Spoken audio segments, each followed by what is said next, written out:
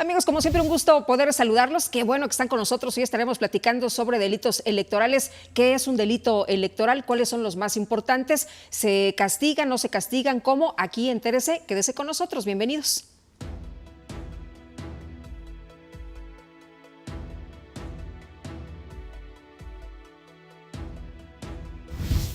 Delitos y faltas en materia electoral, en su conjunto, son aquellas acciones u omisiones que, de una forma u otra, entrañan la puesta en peligro del proceso electoral, vulnerando la normativa que intenta garantizar la transparencia y la limpieza del mismo. La diferencia entre uno y otro radica en la materia que debe imponer la sanción.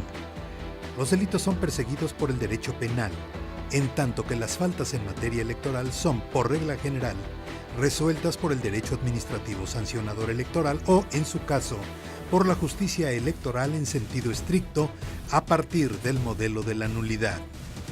El delito es todo acto u omisión contrario a la ley, previsto y sancionado penalmente por la misma. Por su parte, los delitos electorales son aquellas acciones u omisiones que lesionan o ponen en peligro el adecuado desarrollo de la función electoral y atentan contra las características del voto, que debe ser universal, libre, directo, personal, secreto e intransferible, así como la equidad en la contienda. 10 delitos electorales que debemos conocer y denunciar.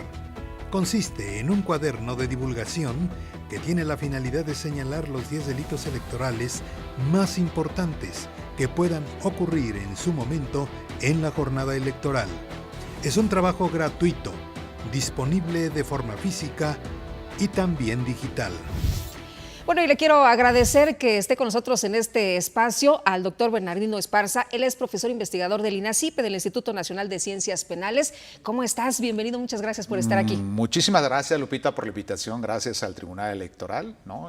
Hace años yo estuve aquí trabajando y ahora regreso otra vez. Pues me da muchísimo Gracias gusto. por la invitación. Oye, y además que estaremos platicando de un tema muy importante, sobre todo en este proceso electoral. Se dice que aunque seamos ignorantes de la ley, eso no nos exime de cometer un delito.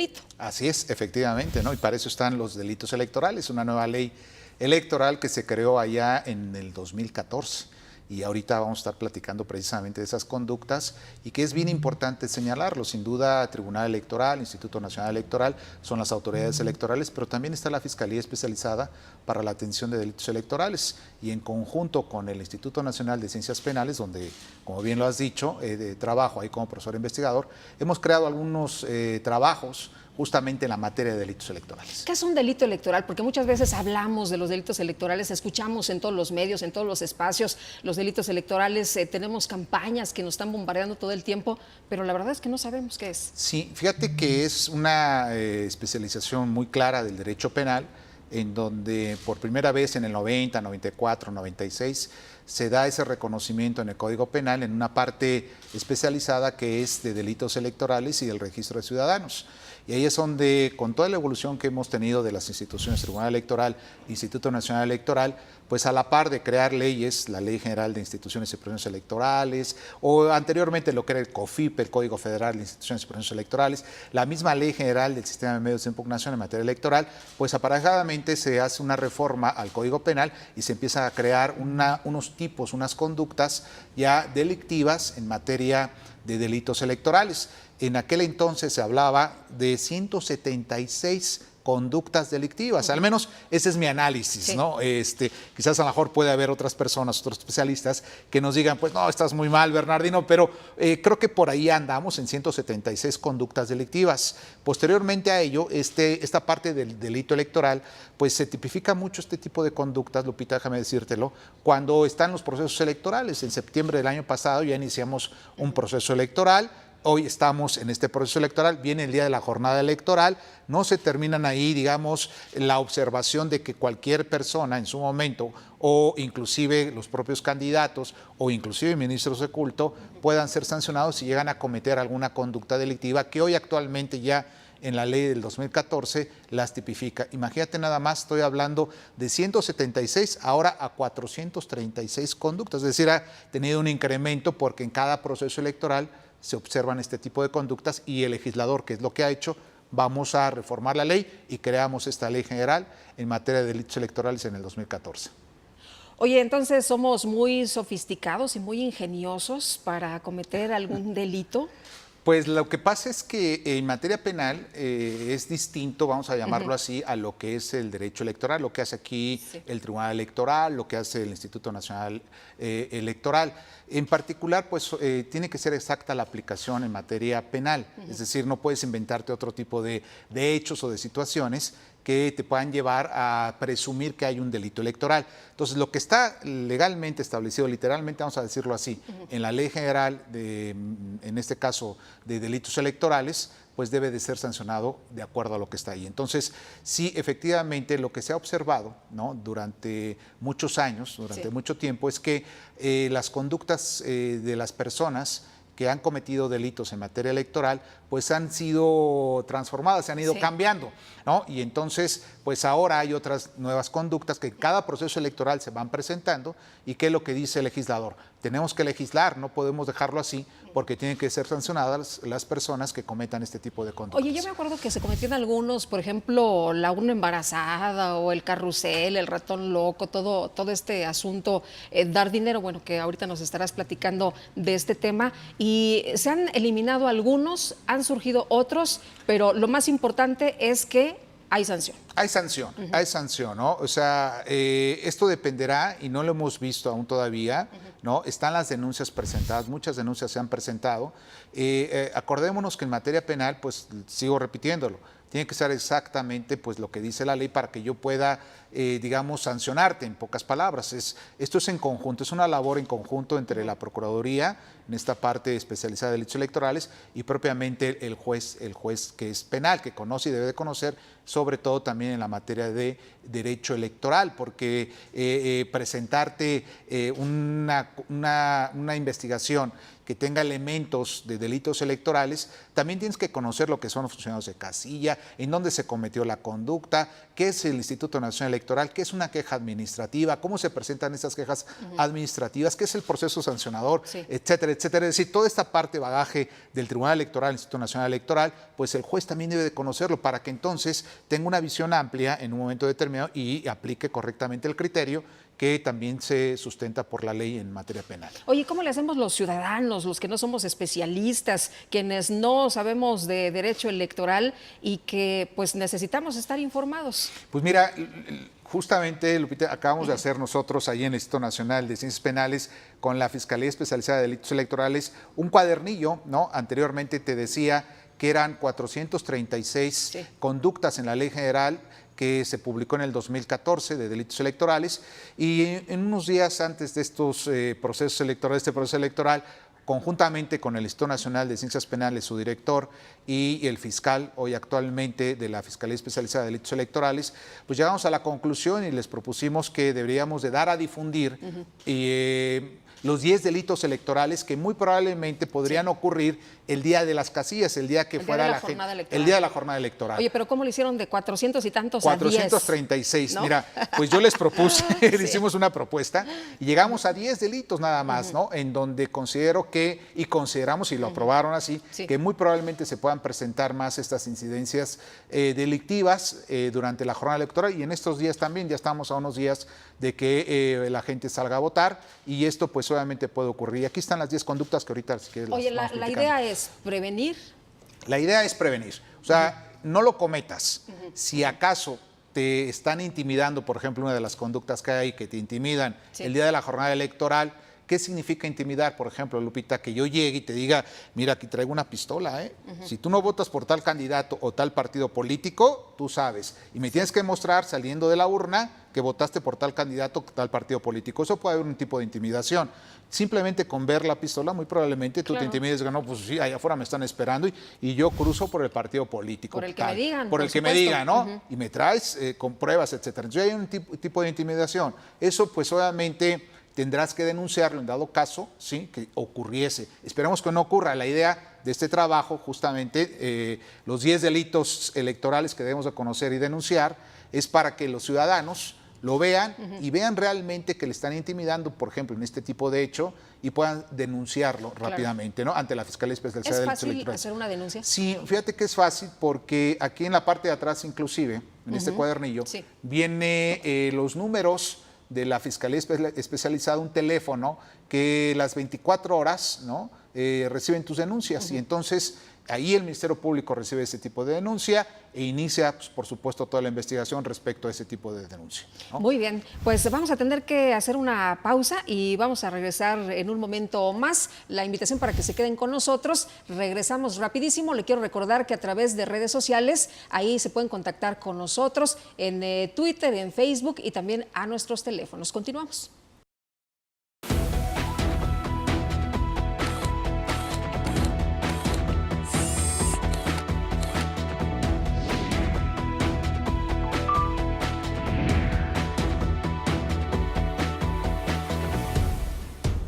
La protección de tus derechos político-electorales le corresponden al Tribunal Electoral del Poder Judicial de la Federación. Sus sentencias salvaguardan cada etapa del proceso electoral. Proteger tu decisión en la urna y resolver los conflictos electorales es precisamente la función primordial del Tribunal Electoral del Poder Judicial de la Federación. Tribunal Electoral del Poder Judicial de la Federación. Justicia que da certeza a la democracia.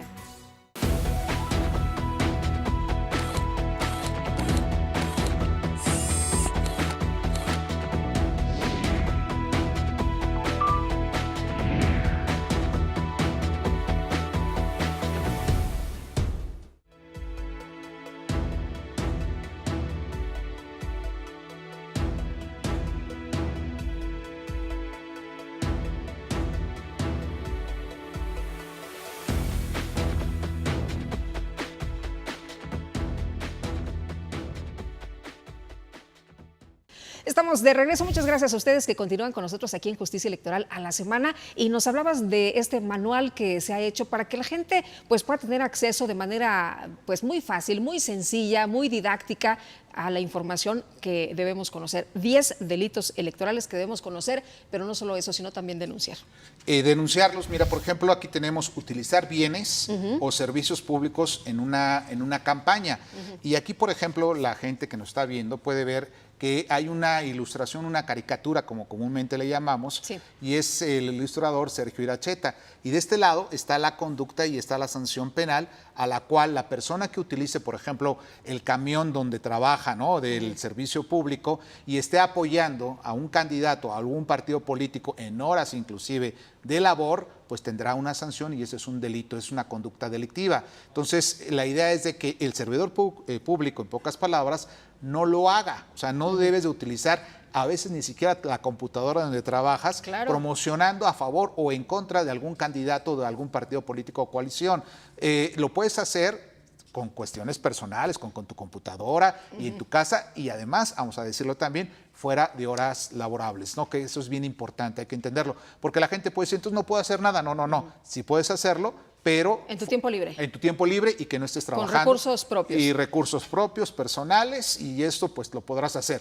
Pero no estoy diciendo que lo hagan tampoco, eso cada quien tendrá su libertad de hacerlo. Lo que sí, que si hacen y utilizan un servicio público o el material donde trabajan, tendrán una sanción si están apoyando a un partido político o a cualquier candidato. Ahora, me gustó mucho este manual porque es muy breve, es muy claro, es muy didáctico, como lo mencionaba, y la verdad de las cosas es que cualquier persona puede tener información relevante, y además tiene también la sanción y nos da mucha claridad de si alguien comete este delito, esta es la pena, esta es la sanción, ¿no? Efectivamente, por ejemplo, otro de los delitos que hay aquí, condicionar el acceso de los servicios públicos, ¿no? Y aquí está la sanción, y aquí está la caricatura, ¿no? Sí. Donde hay una persona que está condicionando a otra, por ejemplo, el servicio del agua, ¿no? Sí. Es un tema fundamental que hay que entenderlo de esa naturaleza. Si el ciudadano está siendo condicionado, inclusive por un servidor público o por un candidato, a que te voy a entregar esta agua, tu derecho al agua, pero a cambio votas a favor de mí, entonces tiene que denunciarlo. Y es muy accesible, lo decías muy bien, es un cuadernillo que hicimos el Instituto Nacional de Ciencias Penales y la Fiscalía Especializada de Delitos Electorales, y pueden bajarlo, inclusive es gratuito, se puede meter a las dos páginas, de hecho, del Instituto Nacional de Ciencias Penales y de la Fiscalía Especializada para Delitos Electorales, y pueden obtenerlo gratuito de manera electrónica, y si no, pues me pueden escribir a mi Twitter, por ejemplo. Adelante.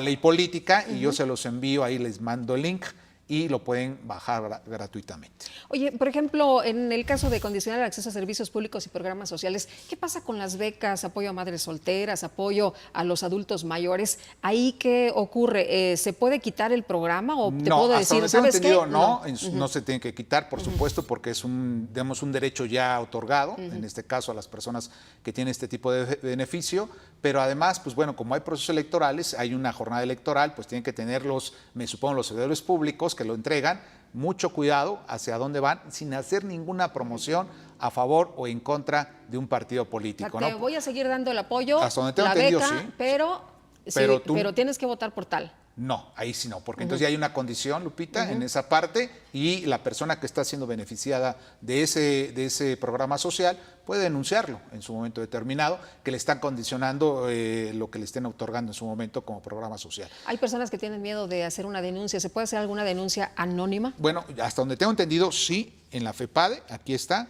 Está ahí un teléfono, si quieres, se llama FEPADETEL, ¿no? Como le llaman ellos, es 01800 833 7233. Entonces, ahí pueden hablar, ¿no? Tengo entendido que es anónima, ¿no?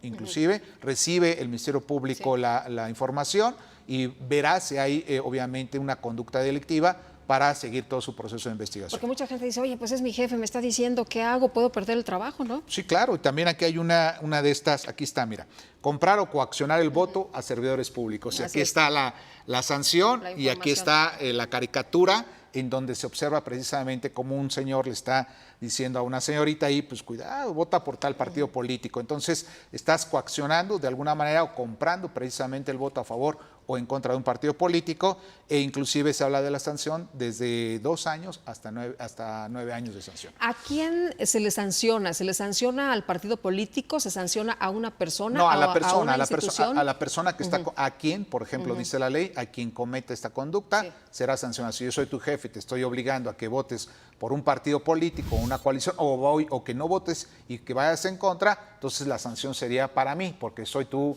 jefe y tú eres mi subordinada y habría una sanción en esa conducta.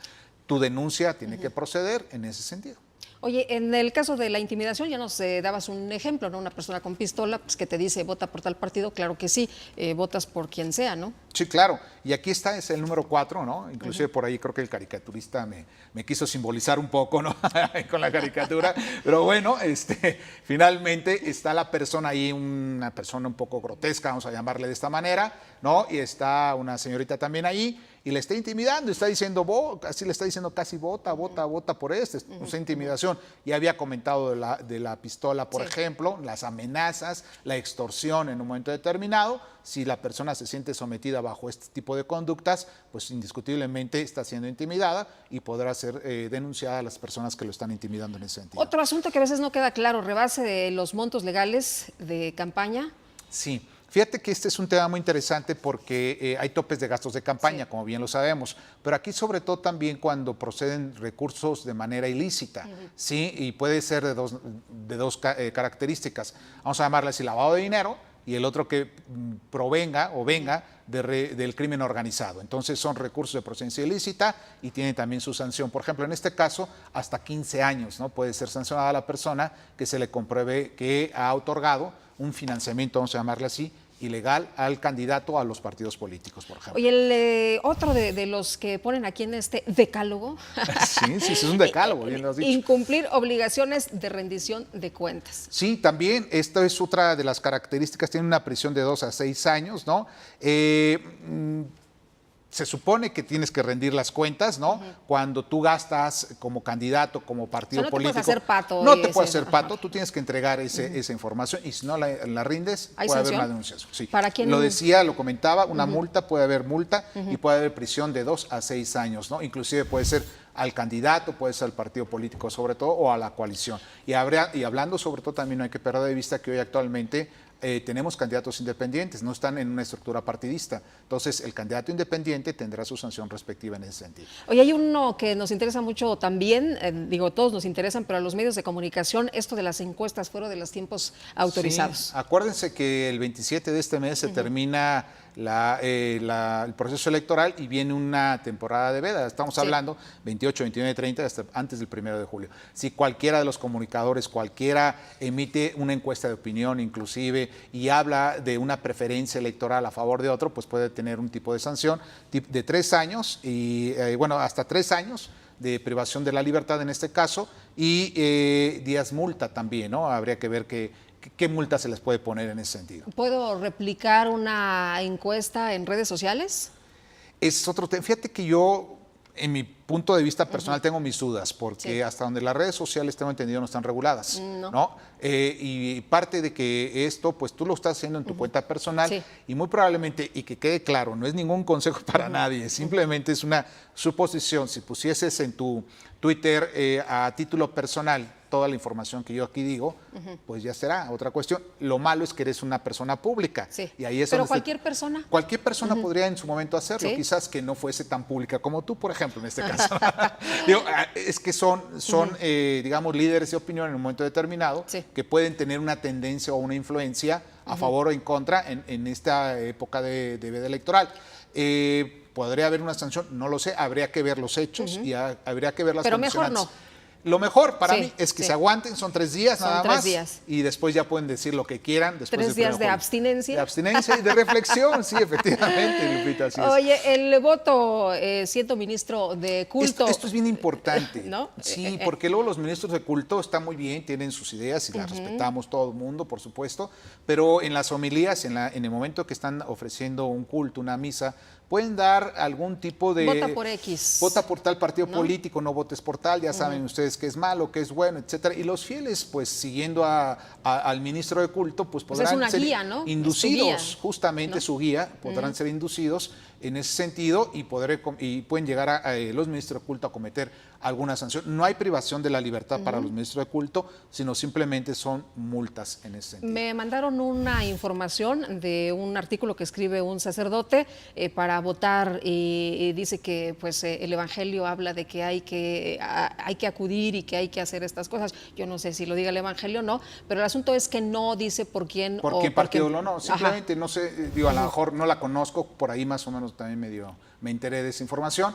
Habría que verlo en lo particular. Si el ministro de culto no está induciendo a favor o en contra de algún candidato y simplemente está transmitiendo un tipo de ideología, tratando de incitar a la ciudadanía a que salga a participe. A que participe, pues creo que no hay ninguna sanción en ese sentido. Oye, alterar los datos de la credencial. Eso es bien importante porque alteras el registro federal de electores, tu credencial de elector, puede haber una alteración. Acordémonos que en materia penal también es muy característico la alteración y la falsificación de documentos públicos. A lo mejor yo tu credencial de elector ahorita, Lupita, la agarro, le corto la fotografía y le pongo mi fotografía. Estoy alterando, ¿no? Ya ese tipo de documento en ese sentido y ese es un tipo también de sanción. Hasta 7 años de cárcel, por ejemplo, a las personas que lo hagan. Y esto pues son delitos que muy probablemente si las personas lo cometen el día de la jornada electoral, pues tendrán este tipo de sanciones. Por esa conclusión llegamos, INACIPE y FEPADE, a decirles, pues consideramos, al menos yo considero con mi propuesta como investigador de ahí, a decirles que podrían ocurrir estas conductas delictivas el día de la jornada electoral y la idea es que con este librito que se prevengan y que no lo hagan. Y si lo llegan a hacer, pues obviamente las personas pueden denunciar a través ya de los teléfonos que habíamos dado. Pues estamos ya enterados, que no se diga que no conocemos, que estamos ignorantes o que somos ignorantes de la ley, ya no hay pretextos, ¿no?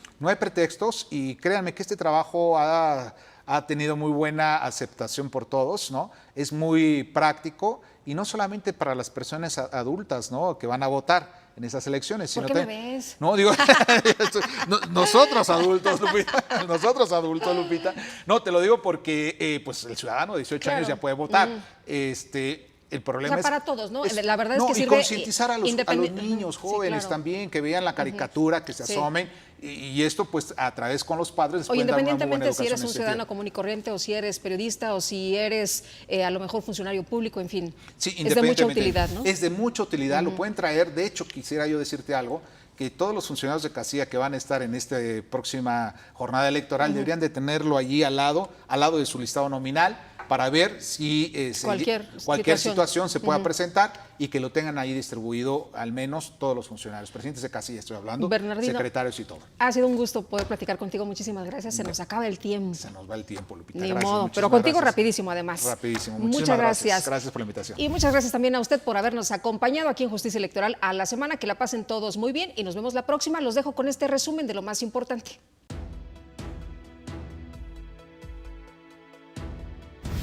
La Sala Superior del Tribunal Electoral del Poder Judicial de la Federación confirmó la sentencia de la Sala Regional Jalapa que invalidó la elección de agente municipal de la congregación Colonia 6 de enero en Jalapa, Veracruz, al considerar que se presentó una irregularidad grave en la emisión de la votación, la cual pudo trascender a los resultados.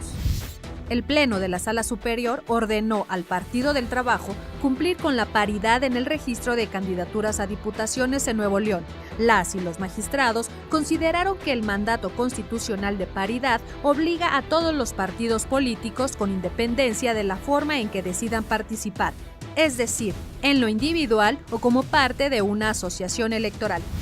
Al inaugurar el Foro de Análisis Interamericano Retos hacia una paridad de género libre de violencia, la presidenta del Tribunal Electoral del Poder Judicial de la Federación, Janine Otalora Malasis, aseguró que en el escenario que enmarca el presente proceso electoral, los órganos jurisdiccionales electorales tienen un gran potencial para hacer posible la paz. Por otra parte, la magistrada de la Sala Superior, Mónica Arali Soto Fregoso, aseguró que el Tribunal Electoral del Poder Judicial de la Federación ha avanzado de manera sustantiva para consolidar la paridad libre de violencia contra las mujeres y destacó la emisión del protocolo para la atención de la violencia política contra las mujeres en razón de género y la realización de talleres para defensoras y defensores de los derechos político-electorales de las mujeres.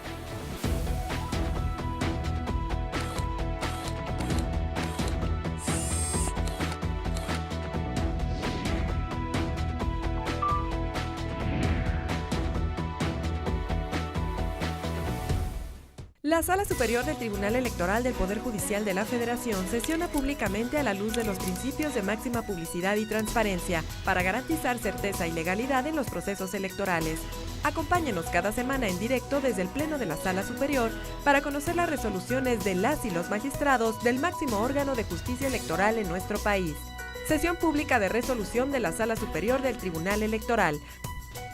Tribunal Electoral del Poder Judicial de la Federación. Justicia que da certeza a la democracia.